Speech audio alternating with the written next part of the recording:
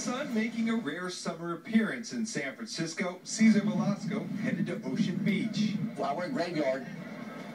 Called my boy up, 8 in the morning. I said, look, it's Indian summer going on. We got to get to the beach while it lasts. Armed with a case of beer and low ambitions, he and his pals staked out a sandy spot with a maximum viewing potential. Come right here.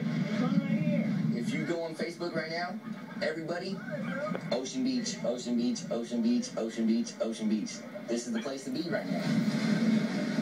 And so what if temperatures at Ocean Beach were far cooler than other parts of the Bay Area? Velasco isn't one to suffer.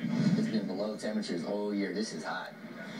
It might be 79, but this is hot right now. This is hot. Either you're with it or you're not. And that's how it goes. And from the look of things today, plenty were with it. Umbrellas were out, parking lots full, and the waves ripe for a dip. We're gonna take a walk along the shore. Yeah, check out dogs and people and the waves. Maybe take a dip.